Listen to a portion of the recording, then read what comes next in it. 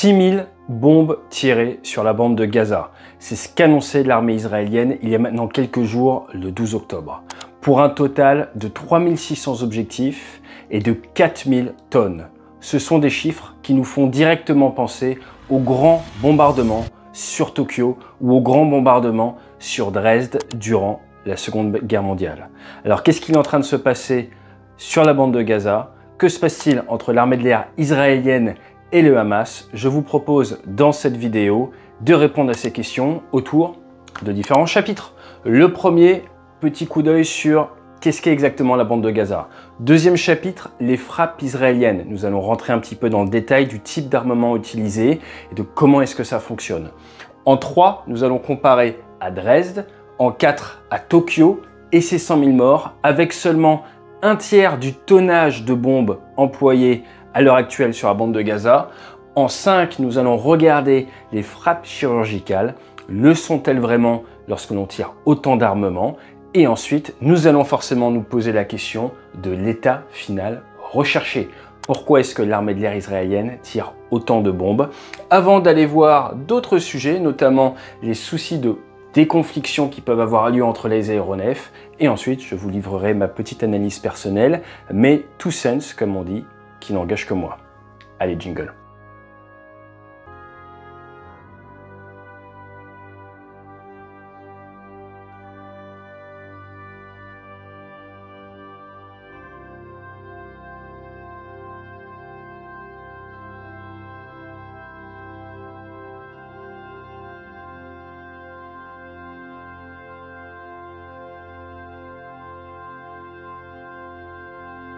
Mais avant d'attaquer, une petite déclaration de biais. Je suis franco-canadien, j'ai été officier de marine et pilote de chasse dans l'armée française, j'ai participé à des opérations en tant que Français au sein de coalitions et j'ai été formé par l'US Navy pilote de chasse en échange avant de revenir en France. J'ai donc naturellement des biais, un biais occidental, un biais de Français et un biais également de personnes formées par l'armée américaine. À partir de là, l'objectif, l'état final recherché de cette vidéo, c'est vous permettre de prendre du recul par rapport à tout ce que vous pouvez lire sur Internet ou que vous pouvez trouver en source ouverte. Utilisez seulement et uniquement des sources ouvertes afin de vous donner une conscience de la situation qui va vous permettre de mieux comprendre, de mieux appréhender les événements qui sont en train de se jouer à quelques milliers de kilomètres de notre pays. Cette chaîne n'a pas pour vocation à faire de la politique ou essayer de faire de la propagande ou vous influencer. Nous essayons de rester le plus factuel possible, le plus détaché et professionnel possible, afin d'éviter d'obscurcir notre jugement. Allez, on attaque. Nous commençons avec la bande de Gaza. Environ 20 000 combattants du Hamas y habiterait. Vous auriez eu déjà à peu près 2000 combattants du Hamas tués lors des premiers jours de ce conflit entre le Hamas et Israël. J'utilise le terme conflit car Israël a déclaré la guerre. La bande de Gaza, c'est 365 km², 1,5 fois la superficie de la ville de Marseille. Et surtout, eh bien, depuis 2005, il n'y a plus de juifs israéliens. Ils sont sortis les 900 derniers. Et petit point à noter pour le maritime, j'en ai parlé dans la dernière vidéo. Initialement, les Gazaouites avaient le droit d'aller pêcher à 20 nautiques des côtes, ça a été réduit à 3 nautiques, puis rebougé à 10 nautiques, bref, ça a pas mal bougé, mais ce qui est sûr, c'est que ce qui restait de navires dans la bande de Gaza ont été détruits par les forces israéliennes ces derniers jours. Ensuite, au niveau des frappes israéliennes, sur X, sur Twitter, à 17 h le 12 octobre, ils annonçaient avoir tiré 6000 bombes pour 4000 tonnes d'armement sur 3600 cibles différentes. C'est absolument énorme. La bombe principalement utilisée était de la JDAM. C'est une bombe américaine à guidage GPS. Vous avez besoin de ce qu'on appelle les clés GPS, une précision de GPS militaire qui vous est donnée par les Américains pour mettre en œuvre de manière quasi métrique ce type de bombe qui est réputé pour taper à moins de 3 mètres plus de 95% du temps. C'est fabriqué par Boeing qui ne fait pas que des avions de ligne, qui fait également dans la défense. Ce sont en fait des sortes de kits que vous venez mettre sur des corps de bombes qui font 230 à 910 kg.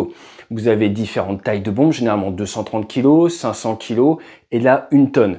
Et avec ce kit que vous accrochez à l'avant et à l'arrière, votre bombe va pouvoir se guider vers la position GPS de la cible, venir impacter la cible, généralement avec le plus d'angles possible, et ensuite pénétrer plus ou moins en profondeur de 1, 2, 3, 4 étages, ou alors essayer d'aller chercher les sous-sols.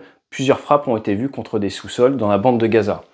Cet armement existe depuis les fins des années 90, avec des essais en 97 qui donnaient sur 450 tirs de bombe une précision inférieure à 10 mètres dans 95% du temps, donc c'est très précis. Et ensuite, vous avez quand même 430 000 kits qui ont été fabriqués entre 98 et 2020, pour vous donner une idée.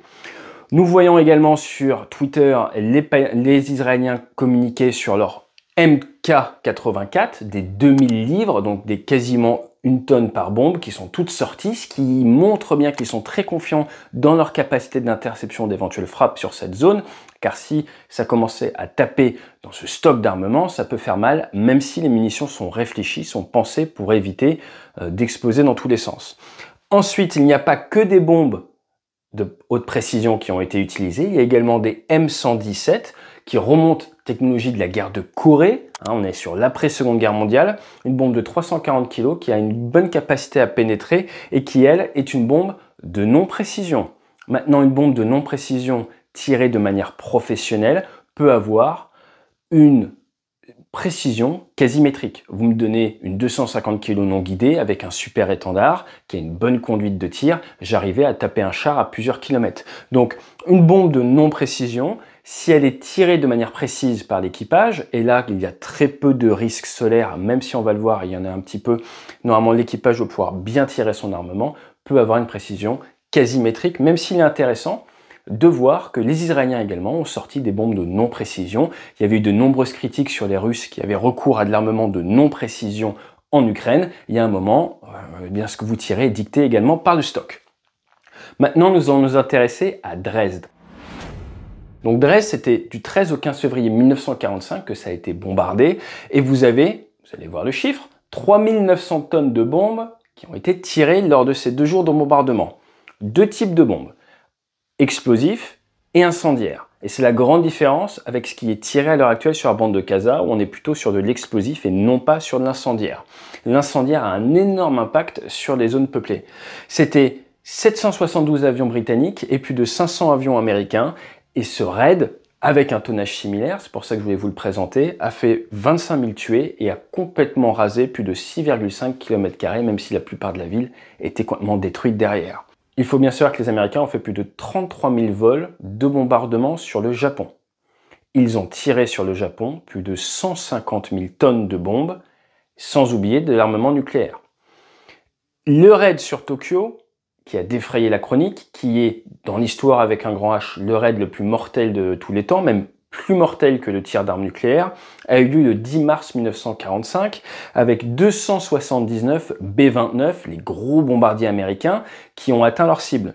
325 avaient été envoyés, mais tous n'ont pas réussi à rejoindre la cible pour de multiples raisons. Il faut savoir que les vols étaient extrêmement longs, contrairement, et on va en parler, à ce qui se passe à l'heure actuelle en Israël, où les vols sont très courts. Et vous aviez toute la flotte des 279 bombardiers qui ont mis un total de 2h40 avant de pouvoir tirer toutes leurs bombes. Donc entre le moment où ils décollent des Mariannes et le moment où ils reviennent, il y avait plus de 12 heures de vol. C'était de nuit, en moyenne altitude, à 7000 pieds pour différentes raisons. La raison principale étant des problèmes météo. Ils ont découvert au-dessus du Japon les fameux courants jet, donc énormément de vent. Vous pouvez avoir autant de vent que votre vitesse indiquée avec un avion et donc ne pas avancer. Le B-29 n'allait pas très vite. On en reparlera si ça vous intéresse. Toujours est-il, ce bombardement à 7000 pieds ont amené des soucis, notamment à cause des thermiques, parce qu'ils avaient identifié eh bien, qu'en tirant des bombes incendiaires, ils allaient pouvoir mettre le feu aux constructions japonaises et faire un véritable brasier, un véritable carnage. Et c'est pour ça que le raid sur Tokyo est resté dans les annales, car ce sont 100 000 personnes qui ont été tuées, plus d'1 million de personnes déplacées, pour seulement 1510 tonnes de bombes, soit un tiers de ce que l'armée israélienne a déversé sur la bande de Gaza la semaine dernière. 1510 tonnes ont permis de tuer 100 000 civils et créer 1 million de sans-abri. Donc je pense que c'était important de revenir un petit peu sur ces chiffres de manière à vous faire prendre du recul et bien comprendre ce que veut dire ce tweet. 6 000 bombes, 4 000 tonnes et 3 600 cibles traité. Dernier petit point par rapport à nos B-29, 14 ne sont pas revenus et il y a eu une petite centaine de morts américains. Certains avions ont même été gênés par la chaleur absolument incroyable qui avait été générée à cause de ces bombes incendiaires. J'insiste encore une fois, les bombes incendiaires, ce n'est pas ce qui est utilisé par l'armée israélienne à l'heure actuelle sur la bande de Gaza. Maintenant, on va se poser la question du chirurgical. Le chirurgical, ça a vraiment vu le jour avec la première guerre du Golfe, où on s'est mis à vous expliquer à la télévision que les précisions des frappes étaient quasi métriques et donc il n'y aurait plus de bavure. Ce qui est vrai si vous contrôlez complètement la zone dans laquelle vous tirez et que vous cherchez à réduire ce qu'on appelle les dommages collatéraux, les col d'âme. Maintenant, pour ce faire, il faut observer la zone, avoir des drones ou avoir des forces spéciales au sol, ce que nous faisions par exemple beaucoup contre l'État islamique en 2016, 2015, 2017, période à laquelle j'ai participé aux opérations en Irak après le Bataclan. Là, vous pouvez être chirurgical et ne pas faire de dommages collatéraux. Maintenant, on a un problème. Quand on va taper 3600 cibles en l'espace de quelques jours, à quoi ressemblent les missions? Il y a deux grands types de missions de bombardement pour les pilotes. L'AI, l'air interdiction, vous avez un dossier d'objectifs qui vous est communiqué par les officiers renseignements en amont. L'état-major dit je veux taper telle cible, telle cible, telle cible, un camp d'entraînement, une zone de stockage de munitions. Et vous, eh bien, vous allez prévoir votre vol, votre trajectoire, mettre les coordonnées en préparation de mission dans les bombes et ensuite vous allez suivre votre vol. Appuyez sur le bouton une fois que vous avez fait toute votre checklist, la munition part, elle est guidée GPS, elle est autonome, elle va taper la cible, vous faites demi-tour, vous rentrez, et vous pouvez attaquer une autre mission. Ensuite, vous avez le CAS, le Close Air Support. Vous êtes en contact avec un drone, avec un contrôleur aérien avancé qui est dans un avion ou qui est au sol, et fonction de la situation, vous allez venir tirer une bombe sur une cible précise. Sniper, équipe de mortier, un méchant que vous voulez taper, et là, ça nécessite de la coordination et beaucoup de travail. Pour traiter 3600 cibles dans une zone où officiellement il n'y a pas d'Israéliens au sol, il y a sûrement des drones en l'air, mais avec tout ce qui se passe en ce moment, et comme on le sait, le fait que beaucoup de personnes du Hamas sont enterrées, on est probablement, j'ai envie de vous dire, à 90% dans de l'AI, et donc dans de l'attaque sur dossier d'objectifs préparé par les services de renseignement en amont. Maintenant, est-ce que 100% de ces cibles étaient vraiment ce qu'elles prétendent être? Personnellement, je ne pense pas. Pourquoi je ne pense pas? Parce que forcément, après un assaut comme il y a un mouvement de population, et si on vous dit telle personne habite à tel endroit, vous doutez bien que 3 jours après l'attaque du Hamas, la personne n'est pas chez elle. Donc ça, c'est pour ça que je voulais insister. Tous ces chiffres sont donc à prendre avec des pincettes, et l'efficacité réelle militaire de ces annonces faites sur les réseaux sociaux, militairement parlant, sont à prendre avec des pincettes. Vous n'avez pas le même effet quand vous faites une campagne massive comme ils sont en train de le faire contre des adversaires qui savent que la campagne arrive, que quand vous attaquez, on va en parler tout à l'heure, dans la nuit, un pays comme l'Irak du jour au lendemain, et là, les personnes sont peut-être là où vous les attendez. J'insiste vraiment sur la dégradation de l'efficacité militaire de certaines de ces cibles à cause du contexte. Ensuite, derrière, d'un point de vue purement militaire, vous voyez que pour tirer 6000 bombes et 4000 tonnes sur 3600 targets, ça correspond à environ, je pense, 1500, ce qu'on appelle des sorties, 1500 vols effectués par des avions de chasse israéliens. On y a vu principalement des F-16 équipés de 4 bombes et de 2 missiles RR et un bidon central. À partir de là, on se retrouve, si on fait un peu de mathématiques, c'est important, à 500 vols par jour, donc 3-4 vols par aéronef par jour. Nous sommes dans quelque chose de complètement cohérent et de possible dans le cas de ce qu'on appelle des surges, des augmentations du rythme pendant une durée courte. Les Israéliens vont pouvoir faire ça pendant quelques jours, peut-être quelques semaines. Après, ils vont probablement devoir rentrer dans un rythme plus de croisière, réviser leur aéronef et réduire un petit peu l'intensité de la campagne aérienne. Au niveau des autres annonces qui ont été faites, le 13 octobre, on a vu qu'ils ont fait une annonce que 750 cibles avaient été traitées dans la nuit. Donc ça vient s'ajouter à ces 3600 cibles. Et là, on peut facilement déduire que c'est 200 à 300 vols qui ont eu lieu. Maintenant, la vraie question, c'est pour quel état final recherché? Comme vous le savez, si vous suivez la chaîne, tout stratège, tout militaire doit s'aligner et créer sa tactique vers un état final recherché. Pourquoi est-ce qu'ils vont taper la bande de Gaza? L'état final recherché peut être politique, montrer qu'il y a une réponse forte. L'état final recherché peut être militaire, préparer un assaut conventionnel au sol. Mais la problématique est que parfois la volonté politique ne fait pas bon ménage avec l'efficacité militaire. Je m'explique. Toutes ces dernières années, s'il y a bien eu un retour d'expérience, c'est qu'il est beaucoup plus dur de se battre dans une ville en ruine que dans une ville en bon état. À partir de là, faire des tapis de bombes comme ils sont en train de le faire sur la bande de Gaza peut servir à un état final recherché, mais si derrière ils décident de partir à l'attaque du nord de la bande de Gaza avec des forces conventionnelles, il est fort à parier que certaines de ces cibles, certaines de ces bombes qui ont été mises se retournent d'une certaine manière contre les militaires de Tsahal, parce qu'une fois au sol, ça va être extrêmement difficile d'avancer avec les engins blindés sans tomber dans des traquenards. L'autre problématique est que quand vous tirez 4000 tonnes de bombes, il est statistiquement prouvé que certaines bombes ne vont pas exploser, peuvent alors être récupérées par le camp adverse, qui va en faire des engins explosifs improvisés qui peuvent tuer certaines de vos hommes au sol. Donc je n'ai pas la réponse de l'état final recherché de l'armée israélienne à l'heure actuelle, je peux seulement vous aider à prendre du recul et à bien comprendre que c'est beaucoup plus complexe militairement que ça n'en a l'air. Nous allons terminer sur la partie autre avec apparemment une perte d'un hélicoptère israélien qui a été confirmée quelques minutes avant que je tourne cette vidéo. Donc je vous invite à vous abonner et à suivre la chaîne, c'est gratuit. Si vous voulez plus d'informations, on va creuser tout ça dans les prochains jours. L'autre point, c'était pour vous donner un petit peu une idée de la différence entre ces vols sur Tokyo et les vols sur la bande de Gaza. Là, je vous ai recréé un petit peu la bande de Gaza avec la mer et le désert de l'autre côté. Et contrairement au B-29 qui faisait des vols de plus de 12-14 heures pour pouvoir aller sur zone, faire leur objectif et rentrer, là, nous sommes sur quelque chose de beaucoup plus court car les avions décollent et j'ai envie de vous dire, c'est presque comme un champ de tir, c'est juste à côté. Donc le gros souci de coordination pour l'armée de l'air israélienne, c'est en un, la déconfliction. Ils mettent presque toute leur armée en vol, il va falloir ne pas se rentrer dedans, ça serait quand même dommage. Or, c'est souvent une des raisons d'attrition, c'est se rentrer dedans en vol. Ensuite, il faut gérer la fatigue des équipages, mais également des armuriers et des mécaniciens, les éventuelles erreurs, et ensuite, même si ce sont sur le papier des vols simples, parce que vous décollez, alors, je connais pas leur trajectoire, mais si j'étais eux, j'irais au-dessus de la mer, comme ça, je suis déconflicté, si j'ai un souci avec de l'armement, je suis au-dessus de l'eau, aucun risque pour la population de mon pays. Ensuite, derrière, vous vous approchez, vous êtes peut-être un rayon d'attente, vous y allez, vous tirez de votre bombe GPS qui n'a pas besoin d'être guidée par l'avion. Pour être guidé par l'avion, il faut de l'armement laser. On n'a quasiment pas vu d'armement laser sous les ailes des F-16 israéliens partagés sur Internet. Vous faites votre tir, c'est comme un missile tiré-oubli.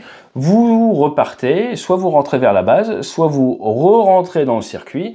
Et comme ça, vous êtes déconflicté en termes d'altitude avec d'autres avions et vous refaites votre tour. Et comme ça, eh bien, vous pouvez, vu la taille de la bande de Gaza, déconflicter vos avions et vous assurer de ne pas engendrer d'accidents pour la mise en œuvre intensive de votre armée de l'air.